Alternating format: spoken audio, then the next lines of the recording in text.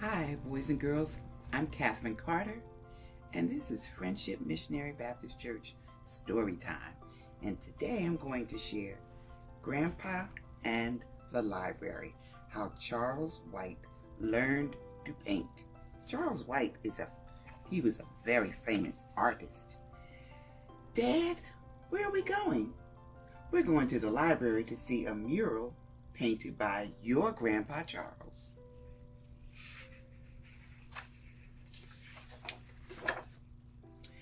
Gordon, look.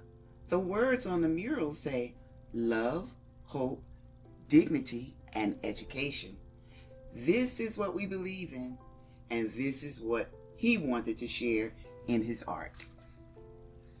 How did Grandpa Charles become an artist? Did he start when he was young as I? Even younger, Gordon. It started when Charles, my father, was about to turn 5 years old.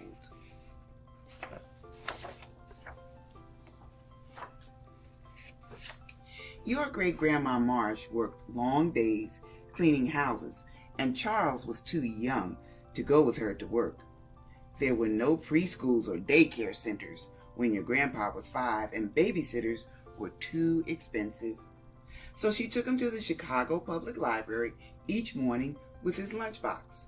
She reminded him to be polite, and then she went to work. She left him at the library all day alone? Yes, all day. Great-grandma assured the librarian that her son was a very well-mannered young man who would sit nicely in the center with his books. And he did.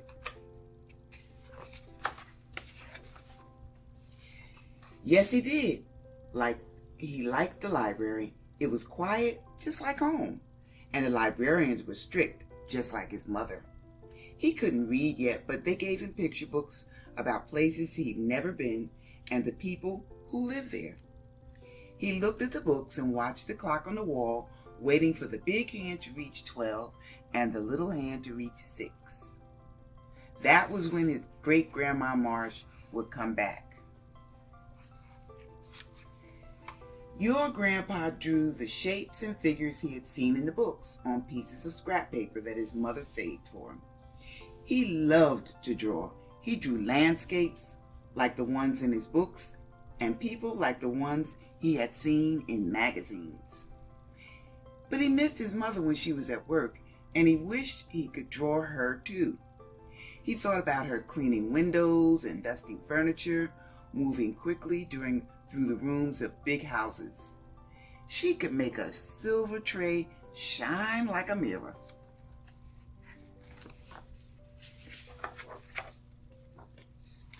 Great-grandma Marsh began to take Charles to the Art Institute of Chicago on Saturdays. There they walked through the rooms filled with paintings by great masters. What are great masters? Great masters are artists who worked very hard for a long time to be very good at what they did. From looking at their art, Charles learned that there were many things to paint and many ways to paint them. The following year, Charles started school and learned to read. In the afternoons, when school was over, he went back to the library and read every book he could. Did he stop drawing? No. He got better at it. Now, he enjoyed drawing the different people he passed on the streets of Chicago as he walked home. When Charles was 7, Great-grandma Marsh gave him a set of oil paints for Christmas. Oh, he was excited. He had never painted before. He tried them out but grew impatient. He was confused by the materials that came with the set: the stand oil and turpentine. The paint was very different from the pencils he was used to.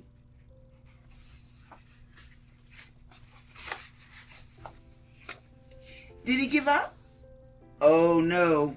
One day he was walking home past the Art Institute on Michigan Avenue, and he saw art students in the park. They were painting landscape pictures, and they had painted just like him. He overheard one of them say that they would be painting all week in the park. So Charles went back to the park the next day. He watched the students and he carefully observed as they mixed a little stand oil and turpentine, a combination, and then added the paint.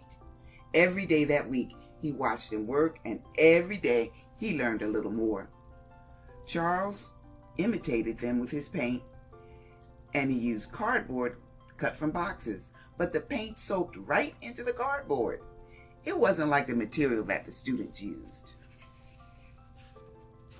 At home, Charles noticed that the window shade in Great-Grandma Marsh's living room looked a bit like that material. He cut a big piece, and painted a landscape on it. Look at that. He was an artist. He thought his mother would be so surprised. She was surprised, all right, but she was not pleased. Charles was an artist, but he had a lot more work to do. He had to think about what he had wanted his artwork to look like and what he wanted it to be about. Charles loved the history stories that he read in the library. He also loved his own family stories, which he learned from his Aunt Harris, his Aunt Missouri, and his great Aunt Hasty.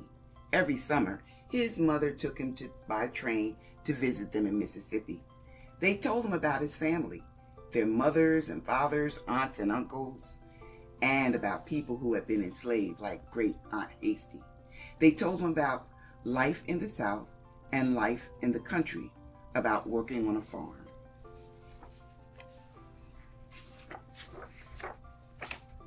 Charles wanted to tell these stories in his pictures. As he got older and took classes at the Art Institute, he learned more about painting and drawing. He discovered how to paint his stories in ways that showed how important they were to him.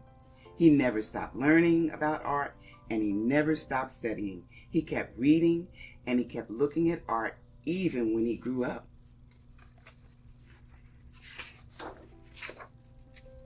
And this is an image of one of his famous paintings. What did Grandpa paint? Grandpa painted African Americans. He painted mothers, fathers, and children, people who were enslaved and people who worked to free them. He painted writers, musicians, scientists, and leaders.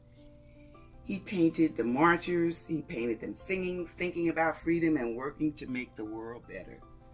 He painted important people such as Frederick Douglass, Harriet Tubman, Harry Belafonte, and Mahalia Jackson. He painted portraits of strangers and loved ones, scenes of struggle and triumph. He painted murals that became part of the buildings that they were painted on and the cities that the buildings were in. Does this look familiar to any of you? This is 5 Great American Negroes. Oil on canvas. Charles became an artist, and he also became a teacher. Some of his students are now famous artists just like him. He taught them how to make art about things that were important to them. He taught them that their voices, ideas, and stories were valued. And they are. And so are you. Now here are some of his famous paintings. Maybe you can go to a museum and see some of them. This is a picture of Charles before he passed, and his mother, and him in his art studio. And this is Charles White working on one of his famous murals. I bet there are some artists out there. And remember, he was a big reader too. Thank you again. Join us next time for story time. Keep reading. Bye.